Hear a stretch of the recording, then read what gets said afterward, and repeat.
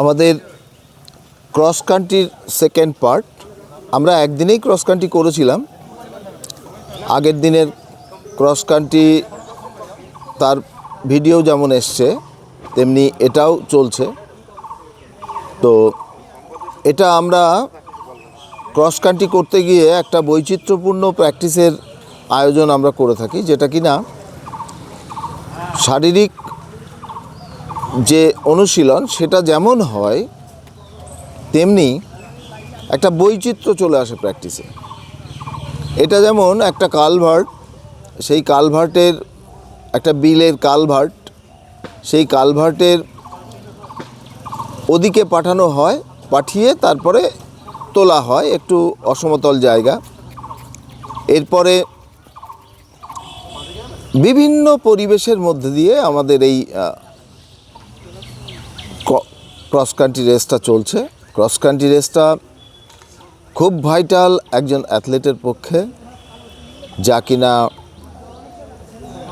Balance থেকে শুরু করে এন্ডিওরেন্স সমস্ত কিছু ডেভেলপ করে।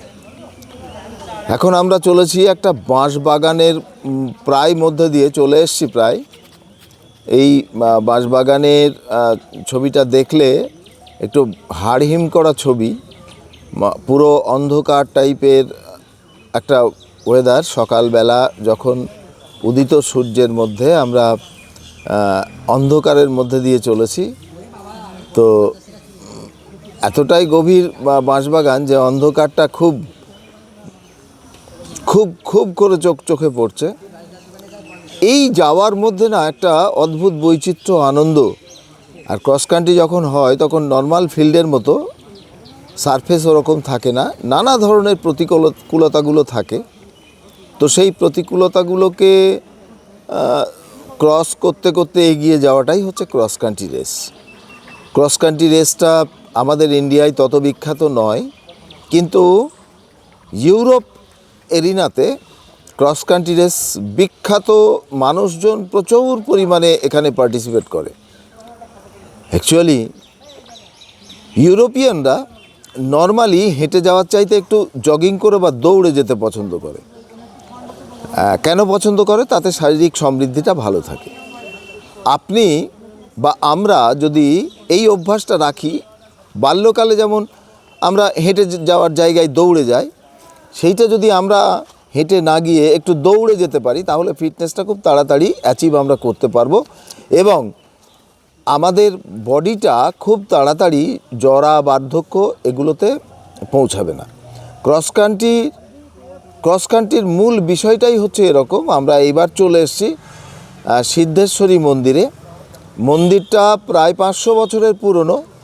এই মন্দিরের যে দেবী, তিনি জাগ্রত দেবী, তার নাম হচ্ছে সিদ্ধেশ্বরী মা।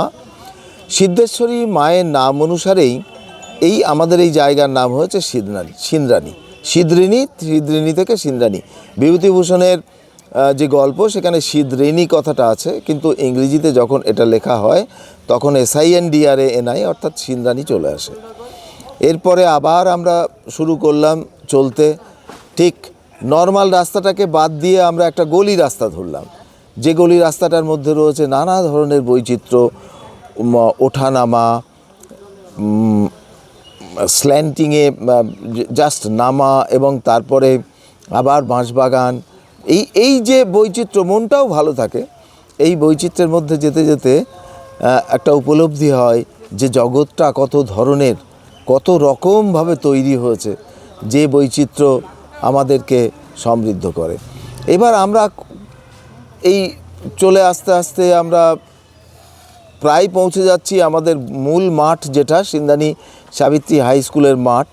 সেইখানটায় আমরা পৌঁছে যাচ্ছি। এই মাঠটা গতকাল রাতে একটু বৃষ্টি হয়েছে, যার জন্য ওই মাঠটার ঘাসগুলো একটু সবুজ মাথা মেলেছে। একটা দারুণ সিনিক বিউটি। এই যে রবীন্দ্রনাথের কথা আছে না, বহুদিন ধরে বহু ক্রোশ দূরে, বহু ব্যয় করি বহু দেশ ঘুরে, দেখিতে গিয়েছি পর্বতমালা, দেখিতে গিয়েছি সিন্ধু, দেখা হয় নাই চক্ষু মেলিয়া, ঘর হতে শুধু 2 পা ফেলিয়া, একটি ধানের শীষের উপরে একটি শিশির বিন্দু। এই যে ঘাসগুলো দেখছেন, এই ঘাসগুলো এত অমায়িক লাগছে আজকে, কারণ কালকের এই বৃষ্টি ধোয়া মাঠ সকালবেলা ওই ভার্জিনিটিকে লস করছি আমরা। ভার্জিনিটি মানে এর ওপর দিয়েই আমরা একটা চক্কর মেরে আমরা চলেছি। আমাদের ক্রস কান্ট্রি রেসটা প্রায় শেষ হয়ে গেল। আমরা এখন ক্রস কান্ট্রি রেসের লাস্টে আমাদের মধ্যে শুরু হবে ওম ওম ধ্বনি দিয়ে আমাদের সুন্দর উপলব্ধি, যে উপলব্ধিটা আমাদের মস্তিষ্কের কোনায় কোনায় রক্ত প্রবাহে ব্রেন সেলে ঢুকে থাকবে। ওম ওম ওম। এই ওম শব্দটাকে দরকার অনুরণনের জন্য, আমাদের ব্রেন সেলে অনুরণনের জন্য।